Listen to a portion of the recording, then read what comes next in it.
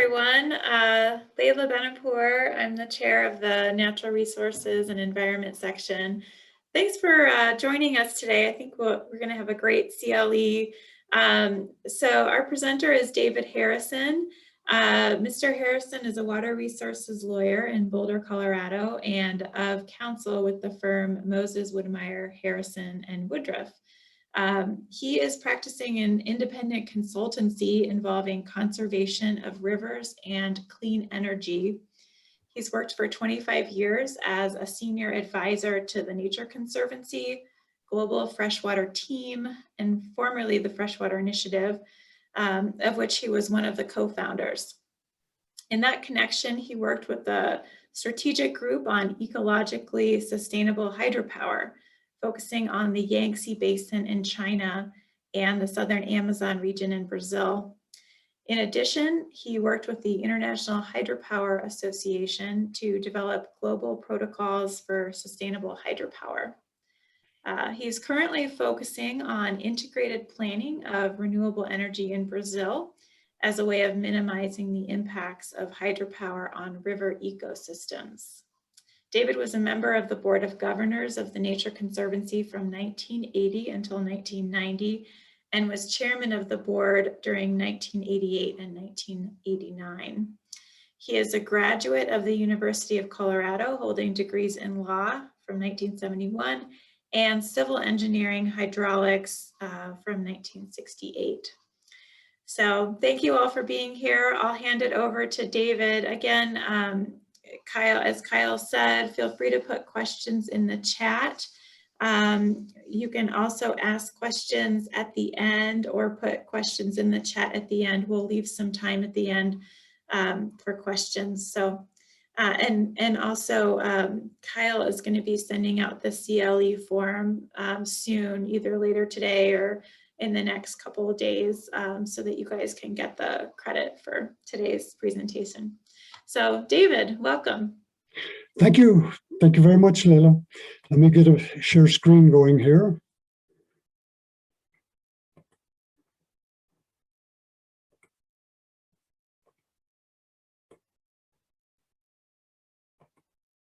Okay, there I am.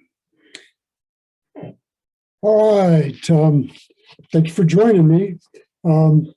And, you know, if you'll allow me, I'd like to tell a few stories and show you a few pictures from my career-long love affair with rivers and my love-hate relationship with hydropower.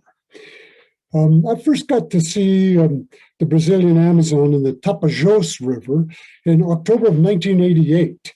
The Amazon National Park on the Tapajós was really beautiful. I did see the rapids on the lower part of the Tapajós River. Mostly what I saw at that time was a very big river. I didn't realize that 25 years later, those rapids would become a central point in my career as lawyer, engineer, and conservationist. At the time, I was on the Nature Conservancy's national, now global board, and when a small group of us went to the Amazon, what we were most concerned about at the time was deforestation, slash and burn. Damming of rivers would show up later. The Nature Conservancy and I became concerned about dams and diversions in the mid-1980s. As a water lawyer, how could I not become concerned? I was on both sides of it. I represented developers and irrigators in cities, and I was quite sympathetic to their cause. I also loved rivers and river ecosystems. I was one of the people getting the Nature Conservancy involved in water starting in the 1980s, just as it's always been in land conservation. I'm going to make a little shift here, Kyle, and turn the pictures off so I can have full screen. Okay. Dams and hydropower specifically showed up big time when the Fish and Wildlife Service issued its biological assessment of the endangered fish of the upper Colorado River in 1985. Water management, dams, diversions, those were the principal causes of endangerment, and water development would just have to stop. Yeah, that went over really well. But we did see it as an opportunity for Nature Conservancy to take on a moderate, pragmatic role on water management.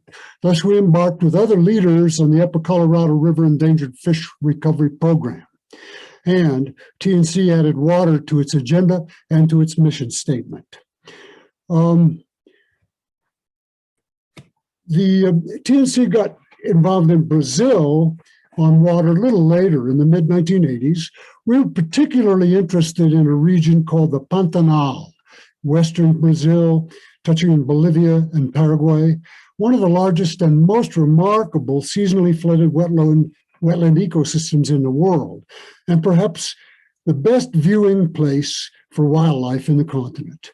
Jabiru stork, giant birds up in this nest, giant river otter, ariranha, the dourado, this beautiful golden fish. It looks like a trout, but it's warm water. Jacaré, generic name for all of these caiman or alligators. This one's speckled caiman. Or capybara, the world's largest rodent that lived in these swamps. And then this guy, piranha. Look at those teeth, huh?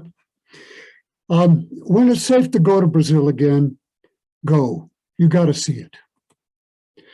Now, Brazil had adopted so go backwards. Brazil had adopted a national water code in 1997, and it really was very progressive. We were interested in it. It pointed toward integrated river basin management.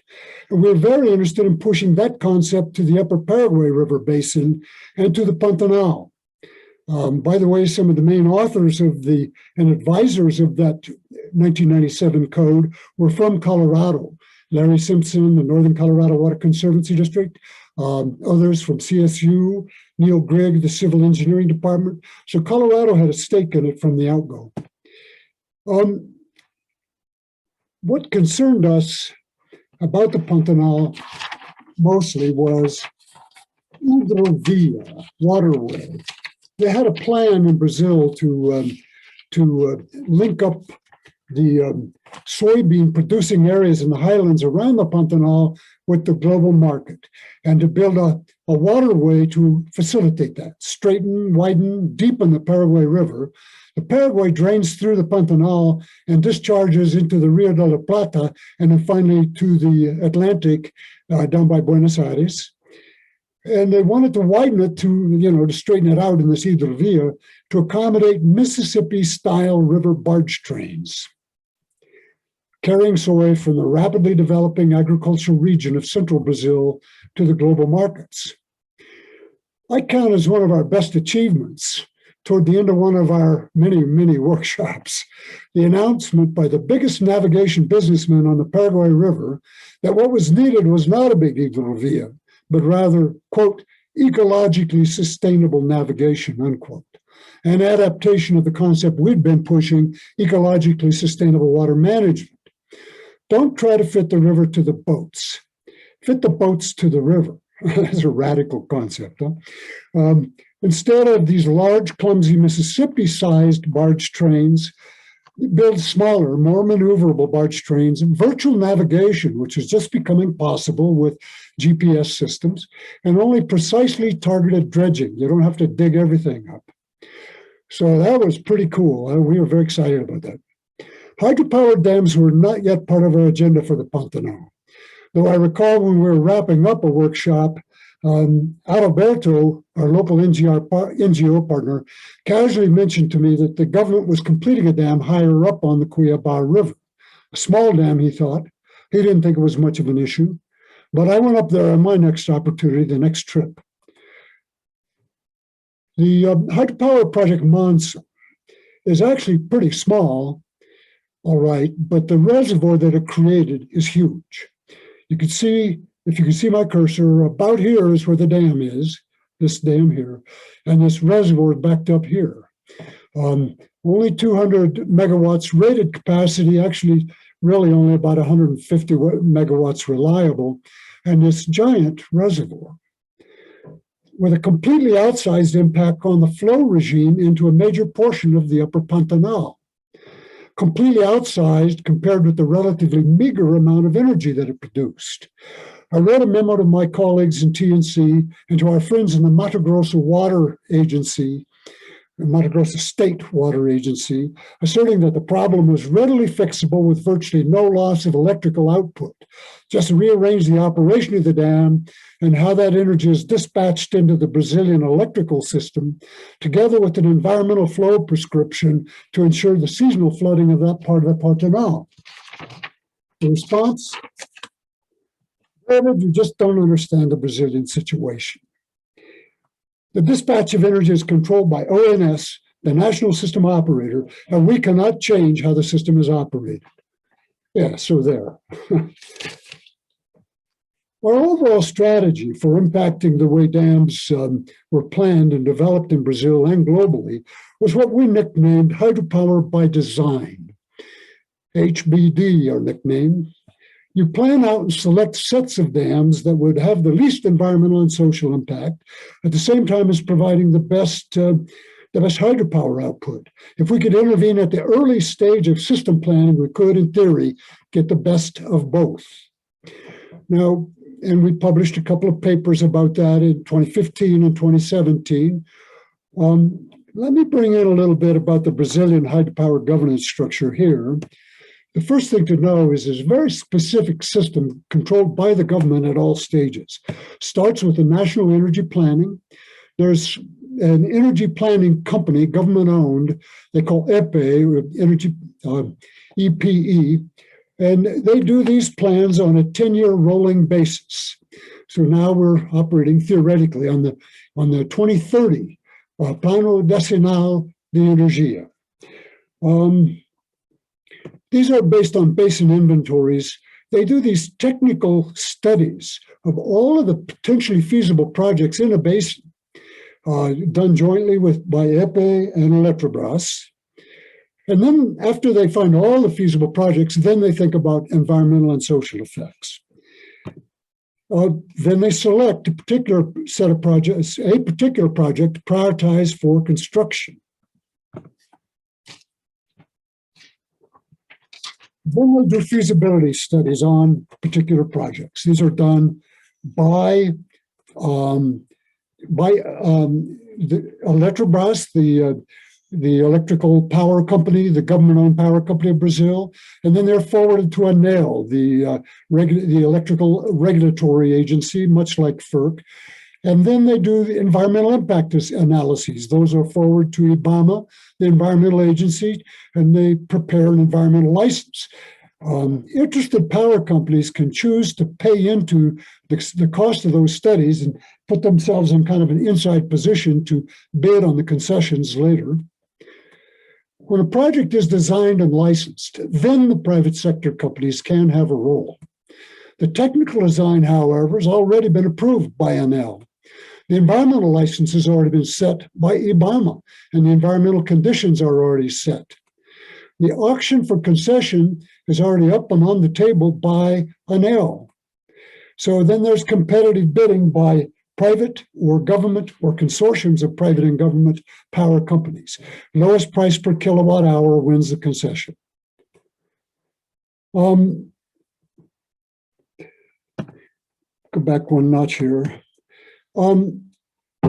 It's an interesting story. A friend of mine from one of the big private companies, NGA, a French company that is a big player in Brazil, he explained very patiently to me, he said, David, you need to understand, it's like a big freight train that was already loaded and departed several stations up the line. When a project is first designed out of the river basin inventory and sent down the regulatory track, you cannot change it significantly. The location, the design, they're fixed.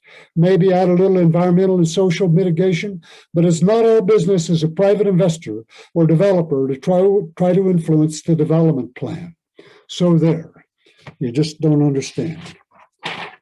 So in 2005, we were asked if we could go to China and report on whether there's anything we could do to influence the avalanche of hydropower development underway there, just huge development going on in China. TNC's chairman of the board was Hank Paulson, still CEO of Goldman Sachs, later the U.S. Secretary of Treasury. In the fall of 2004, Hank had just returned from a trip to China and to Tiger Leaping Gorge on the Jinshajiang tributary, the major upper tributary of the Yangtze River. He was upset having learned of the plan to dam that section of the river, which would have destroyed that beautiful and iconic place. He came back asking what we were planning to do about dams. It was a remarkable opportunity. So we put together a group of international experts, and we went to China for 3 weeks. She is one of the international experts, and I think she specialized probably in fundraising. She could get the last yuan out of your pocket just by smiling. We set up a bunch of meetings. Here's our group of experts. Ted Scudder's a well-known development anthropologist. John Gerstle is a boulder engineer. Brian Richter, the founder of the Nature Conservancy's Freshwater program. Greg Thomas, the CEO of Natural Heritage Institute. My Chinese colleagues, Rose New was the head of the China program of the Nature Conservancy at that time, and my wife, Melinda. They set up a lot of good meetings for us with top leaders of hydropower in China, including the China Three Gorges Company. We got to go in and meet these people. We thought we were going into the belly of the beast. But interestingly and surprisingly, when we got there and started talking to these guys, they were very open to a discussion about ecologically sustainable water management, much more progressive than we had anticipated. By the way, dams in China are truly large. This is the famous Three Gorges Dam, about 150 meters tall, 22 plus gigawatts of capacity. And this is another dam, same height. Shangjiaba, 6,000 megawatts of capacity. It's located on the same tributary, on the low end of the same tributary as Tiger Leaping Gorge, about the same height as Three Gorges. This is Shiludu Dam. It's about 300 meters high, almost twice as high as Three Gorges, 14,000 megawatts. A little further up on the same tributary, the Jinshajiang tributary of the Yangtze. There are two more above that the Three Gorges Company were in the process of building, Bahitang and Wudongde, and they're also very large capacity. The total capacity under construction at that time was over 46,000 megawatts. And the Three Gorges Company was proud of saying they were in the process of building 2 more Three Gorges, meaning dams that would have twice the capacity of Three Gorges itself. You can see lots and lots of dams planned in China, even at that time. We came back with a report in which we proposed a basin planning idea, something based on a freshwater conservation blueprint, a bit of a misnomer, not really a blueprint, but a decision support system that could generate and select from a lot of different scenarios. But on this map, this drawing, you can see what we're calling here conservation portfolio, sites that are of relatively important subregions for conservation purposes. You can see these light green blobs. And these are undeveloped lands that are in some ways dependent upon or support freshwater diversity. This is a place that's already been designated as an endangered fish reserve on the upper Yangtze. Really what we're talking about here is another example of hydro by design, a tool to locate and design hydropower to get the most production at the same time as the most ecological protection. We presented the strategy to the TNC China board, whereupon I was told by one of the most influential members, David, you don't understand. In China, it's not about hydropower. It's about flood control. Building flood control infrastructure has been China's top policy for more than 2,000 years. So there. I also had the opportunity to present a memo to a very high official in the controlling energy infrastructure that controlled the energy infrastructure. Xu Dingming was chairman of the Energy Bureau. I presented what I thought was a brilliant strategy that I referred to as the Monsoon Synergy. Since most of the outflow of the river came down in the hot summer monsoon months, which was when the growing demand for power to support air conditioning and industrial cooling was highest, they should coordinate and integrate the energy operations with energy demand. The response, David, we like TNC's ideas on water management, but you really don't understand the situation on electricity operations in China. You should stick with ecological water management. So again, so there. As it turned out, it really was primarily about flood control. And the two groups of bureaucratic agencies, flood control and hydropower, were completely separate. The flood control side had imposed a flood control pool on every one of the newly planned hydropower reservoirs. All of these triangles had, and even the ones that were already built, these circles were under construction. This is Shangjiaba, this is Shilodu, this one's already built, tall dam. And all of these had flood controls imposed upon them. They had to be emptied down to the flood pool level every year before the monsoon season, even though that was when they were going to need the electricity the most. So together with an engineering branch, a research institute, and the Yangtze River Commission, we calculated an opportunity cost in terms of lost hydropower revenues from that flood control operation.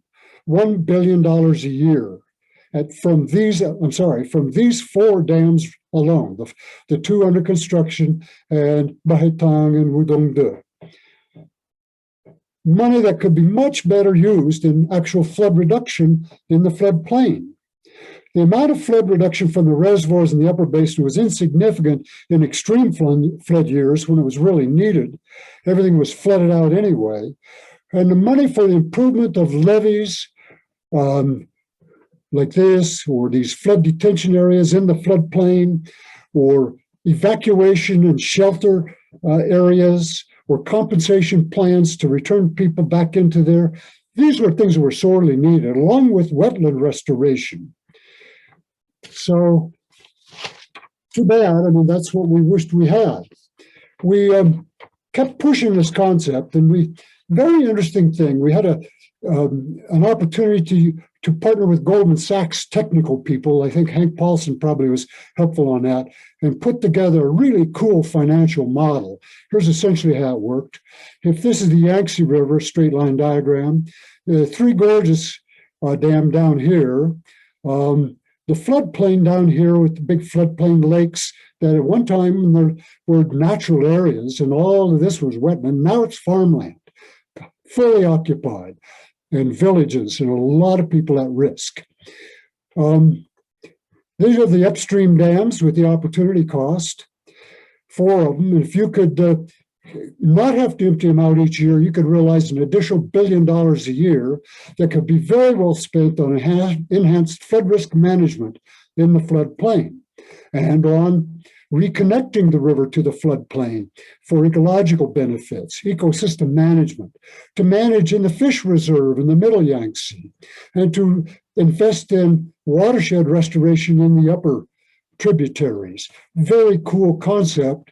We asked Goldman Sachs to put some numbers to it, which they did, and they showed that we could, first of all, you had this $1 billion stream of revenue. You could start by using that to capitalize upfront investment in infrastructure. You didn't have to wait to rebuild these levees and dikes and flood detention areas.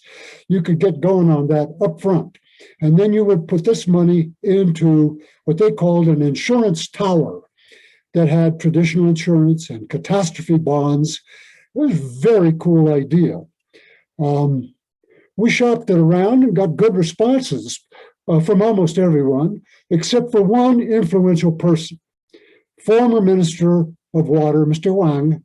His response, "You really don't understand the situation here in China." And apparently in his case, no further explanation was required. So there. So it turned out we really still didn't understand. In fact, it had very little to do with flood risk management or water management or hydropower. It had everything to do with who controlled the appropriation of money in the annual budgeting process. We were proposing to put incremental hydropower revenues into a trust fund to assure the availability of money for unpredictable disasters over the long term, an earmark, effectively bypassing the powerful appropriation folks. I imagine we could have anticipated this situation if we'd been a little more thoughtful. Same thing in the US, same thing in Brazil, and probably a lot of other places in the world. Purely budget politics. Now, those of you who have signed up for this accredited presentation on, let's see, what am I wanting to do here? No, I don't want to get ahead of myself and go back here. Yeah, in 2007, we had another opportunity to get engaged with hydropower. While we were still working on the Brazilian Pantanal and China and the Yangtze in China, we had an opportunity to engage with the global hydropower industry through the International Hydropower Association, the principal trade association for hydropower. They had just published guidelines and a protocol for assessing sustainability of hydropower projects in response to heavy criticism from the World Commission on Dams report in the year 2000. We started reading IHA's protocol with a lot of skepticism, but we concluded it was pretty good, actually. A pretty good faith and a pretty credible response. We told IHA we found it credible and that we would like to possibly help out. There were a couple of gaps. They had completely whiffed on downstream environmental flows, but were they interested in getting our input on some supplemental materials? They responded one better. Would we be interested in co-convening a multi-stakeholder forum to review and rewrite the whole protocol? This led to one of the important and I think most productive phases of my international career. Between the beginning of 2008 and the end of 2010, we traveled all over the globe. We met all hours of day and night by phone, conference call. In 2011, we published the Hydropower Sustainability Assessment Protocol, this document here. And we began to push it out as a tool to significantly improve upon the environmental, social, governance performance of hydropower. That work is still continuing. Two major amendments to the protocol have been adopted, along with some streamlined procedures to advance its use in the context of global investment in climate change infrastructure. Let me spend just a second on the scoring pattern that's used. Each project is scored on a numeric score between 1, 2, 3, 4, and 5 on each of these topics. So each of these slices of the pie represents a separate topic. The scores are not averaged. You can't take advantage of a really good score on one topic to offset a really poor score on another. Instead, you just look at the entire pattern and say, how sustainable is this? Where are the strong points? Where are the weak points? It's all based off of this one right here, score 3. This is basic good practice. Out here is best proven practice, score 5. So here you can see they did okay on indigenous people. They did okay, a little better than normal on resettlement of people. They did not so well on water quality. Sometimes these hydropower reservoirs get pretty stinky down the bottom and you start releasing discharge out of the turbines and it is nasty. It's like no oxygen and very acidic coming out of the bottom of the reservoir. This is just a hypothetical, but that might have been what the deal was there. All right, now, some of you, I imagine, may have signed up for this accredited presentation on international law and policy, and you're probably beginning to wonder, well, when did we get to the part on law and policy? And I was kind of hoping I would run out of time before we got to that point because that's not necessarily my area of competence, but let me say this. International law, by its nature, is grounded in norms adopted by agreement of states, sovereign national governments. Without national governments, you don't have international law.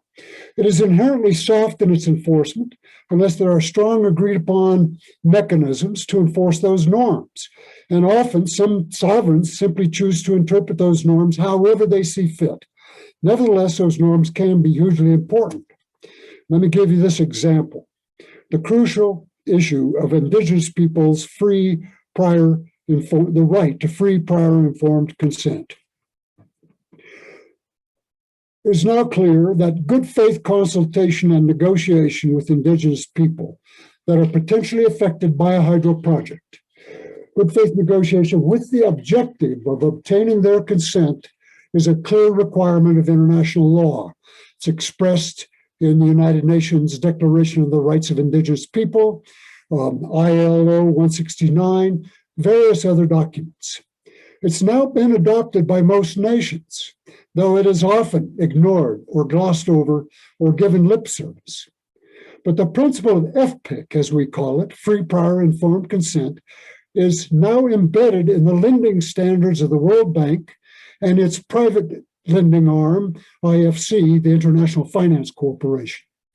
And I am happy to report it has now, by amendment last year, been adopted into the Hydropower Sustainability Assessment Protocol of IHA as the criteria for basic good practice.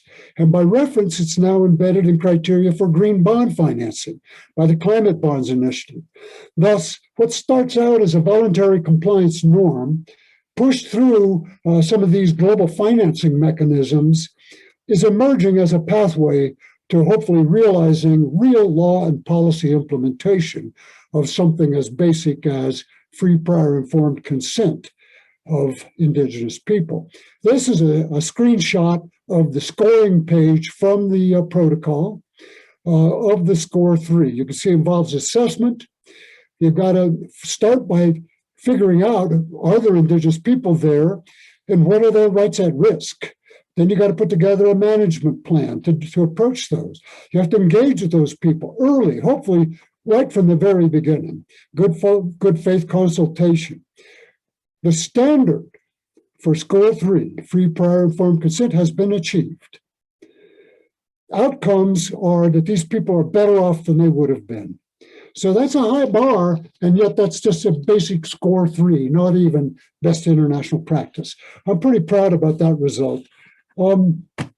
Now, I want to circle back around. Back to where I started. Let's go back to Brazil and to the Tapajós.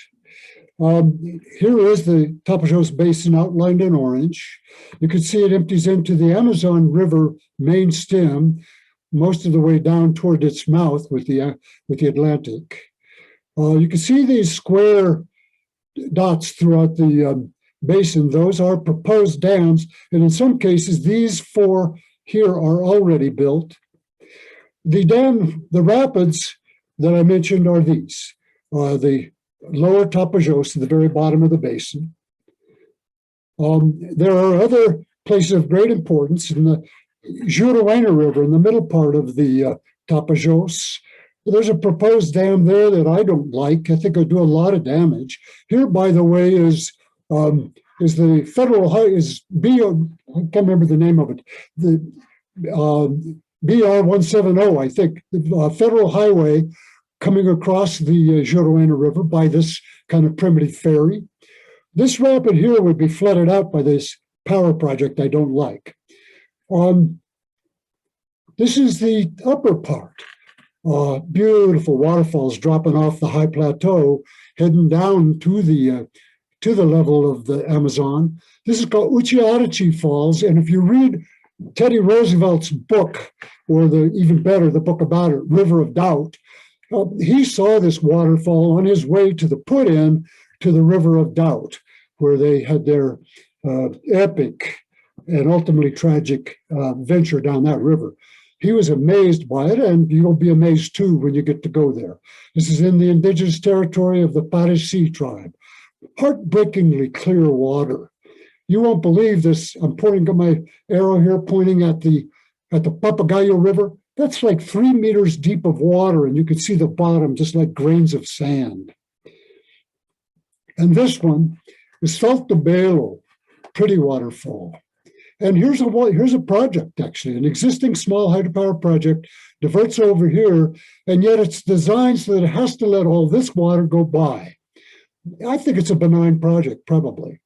And here's another one of our on-the-ground consultants.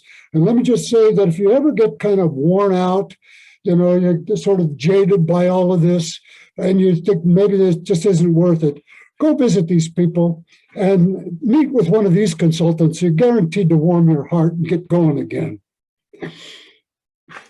Let's then have a little look at our basic strategy on the Tapajos, according as we saw it in 2015. Tapajos was a major tributary of the river with huge generating potential. If you build all those red squares, you'd get 27 gigawatts of new power, almost half of the current national supply in Brazil at that time in 2015.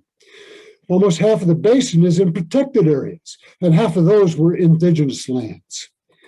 These projects, recent development in the Amazon has proven to be very controversial, with a lot of environmental damage and a lot of conflict. These are people protesting the Belo Monte project on the adjacent basin, Xingu.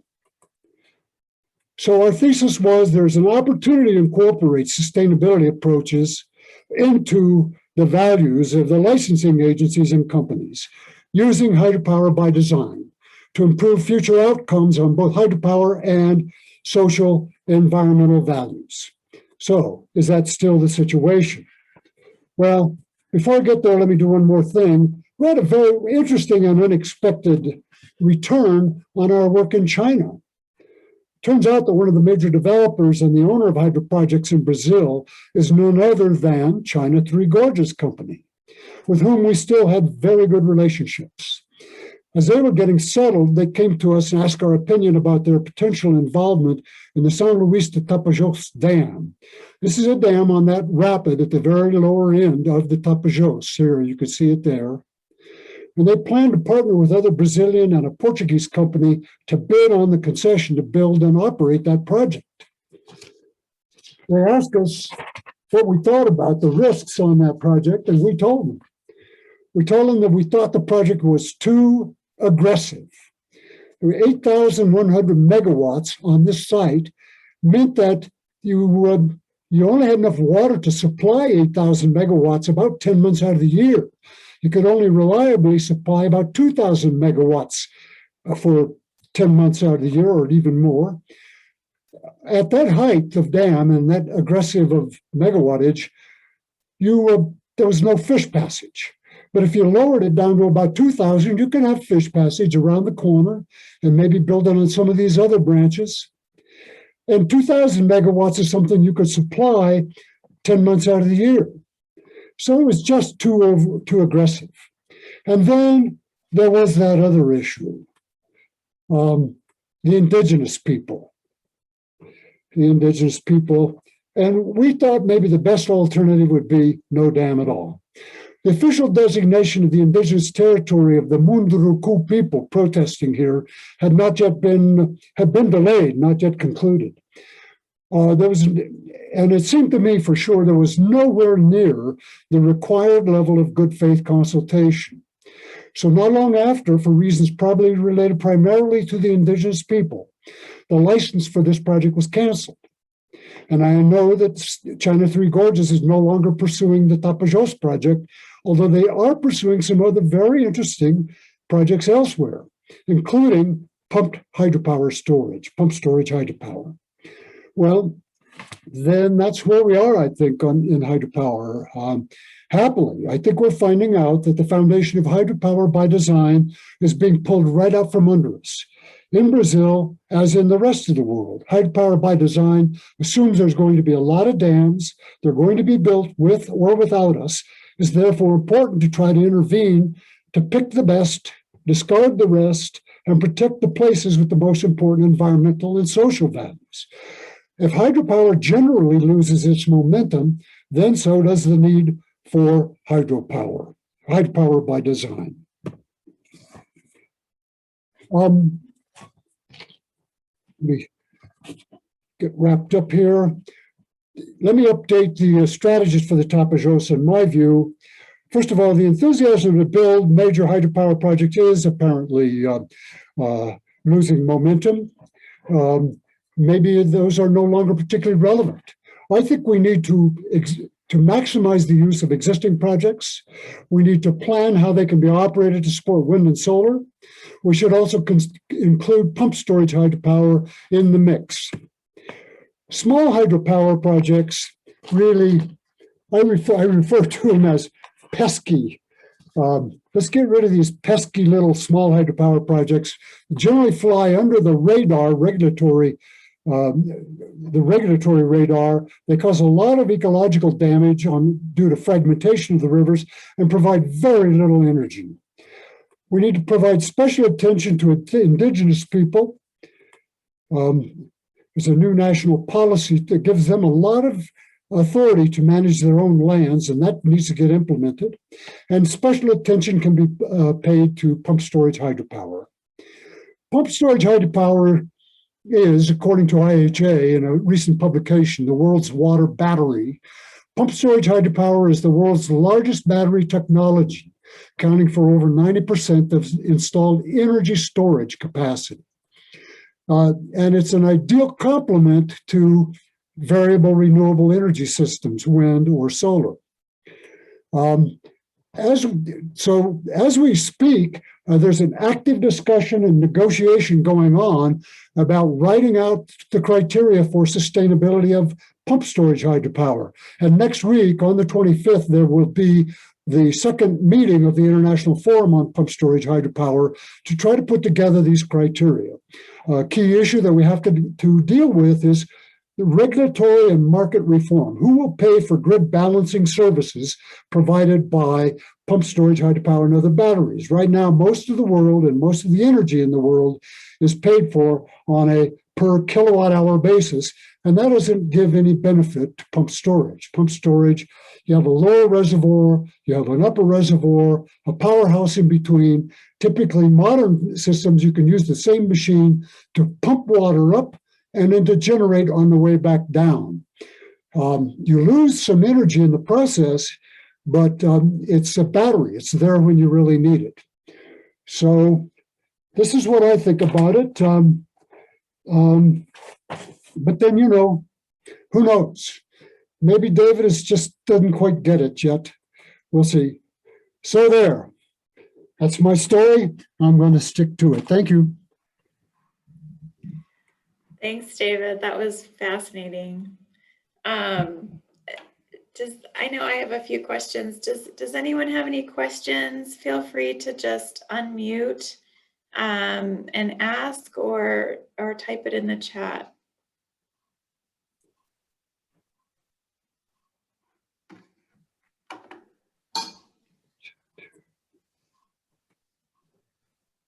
Open up the chat box. Okay. I do like to tell this joke about David, you just don't understand. But one thing I thought was interesting is everywhere you go, one of the first things you hear from, this is true of water rights as well as infrastructure, the hydropower. They say, well, yeah, that sounds really good. We like your ideas, but it's different here in Brazil. It's different here in Colorado. It's different here in China. Everybody thinks they're different. They think the whole system is probably pretty good, but they think they're different somehow. Yeah, I took pictures of the Brazil watershed, Jeff. Did you get them? I'm happy to run backwards here a minute. Let's see if I'm still sharing. Yes, you're still sharing. I think if you just get back here, I don't know. I have to.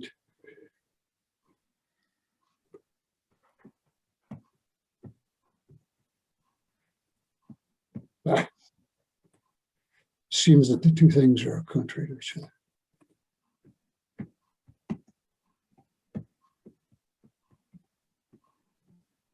These are pictures of the basin and the map. Jeff, did you see when I put up the map of the Tapajos Basin? And these pictures are there. I've got lots more photos, but I ran out of time already anyhow.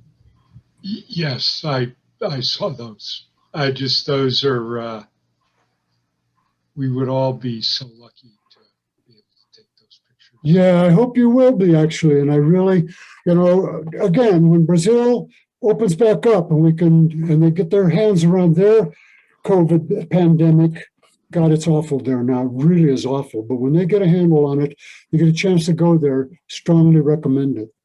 I had a chance to follow Teddy Roosevelt, try to follow Teddy Roosevelt's footsteps. I drove all over the place doing our kind of Colorado style of what we call a ditch tour or river tour. You drive around and then you find a place you can drive up and see the river. I saw his put in. I saw where they hit the first rapids. I saw an important place where today there's a ferry crossing the river, and they just thought it was impossible. It was a wonderful trip to try to retrace his steps and really fall in love with his guide. In the book, A River of Doubt, it's Colonel Marechal Rondon, who's the real hero, a guy that reminds you a lot of John Wesley Powell in his career, a great explorer, a guy that understood the geography. He appreciated the Indians. He went back and set up the first Indian agency and the Interior Department, in effect. So Marechal Cândido Rondon, a beautiful story. David, I'm curious what your sort of gut instinct is as far as the future of hydropower. I mean, it sounds like there's definitely some shifts. I mean, that was really inspiring to hear about the Three Gorges company kind of backing out of the Brazil project. But then there's also the question of, the need for power, and some of these projects doing a more sustainable program is going to reduce the amount of power generated. And so what do you think the future is? And also, like, are there less desirable alternatives if we reduce the impact of hydropower, such as coal or other? Well, let me start with this. Fuels? Right now, the cost of raw energy, megawatt hours, through wind or solar is cheaper, significantly cheaper than any hydropower project you can come up with. The issue with those renewables is they have to be balanced with some kind of energy storage. If there's an argument for hydropower, conventional hydropower, it is that it can provide that storage. But if it does provide that storage, it's at the expense of the river. People say to me, hey, my dam can regulate the amount of energy to back up these things. And I say, your dam isn't doing it. You're asking the river to do it, and that's not fair to the river. That's not fair to fish or other aquatic ecosystem services. I think that for the most part in the world today, they cannot afford large hydropower. Now, I think it'll take a while for that to work its way out. Some may be built. Sometimes they get built for very bad reasons. A big, long lead time project like that, big construction, is a great opportunity for corruption, bribes. You can take a slice of it. That has been exposed in the raw in Brazil by the scandal a couple of years ago called Lava Jato, the car wash scandal. And a lot of the big construction companies or principal people went to jail. But in Africa, maybe, I think the day of large hydropower is probably over or working its way out. Now, the day of strategic hydropower, certainly pump storage, maybe building a unit that completes a cascade that you can use to regulate the energy production. Like, in Colorado, for example, we have Blue Mesa, Mara Point, and Crystal. Those three operated together are actually a pretty benign cascade as far as hydropower production. Now, the question of how it works in the Colorado River as a whole is another matter, but you don't have to ask the river to absorb those variations.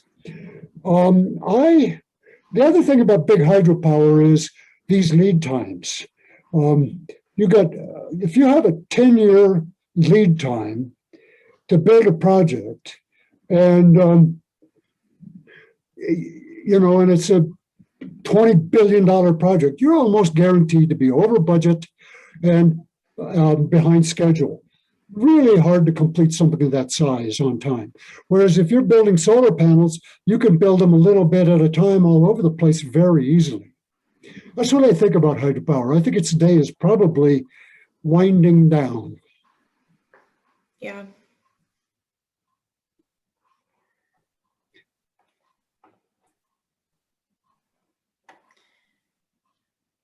Any other questions, or if not, do you have a final story, David, before Yeah, I do. goodbye? Let me, I wanted to do this, and it may not be critical, but I wanted to just make a little disclaimer. I've enjoyed this wonderful career on the back of the Nature Conservancy's consulting relationship. I was, a board member and then a consultant for that most of that time. A couple of years ago, in my path toward retirement, we wound that down, and now I'm just freelance. I want to make it clear that if I say that I don't think there's going to be any more hydropower or any other kind of a statement like that, I'm speaking for myself. I no longer speak for the Nature Conservancy. I do speak to the Nature Conservancy, but I just want to make that disclaimer. This is not the Nature Conservancy talking.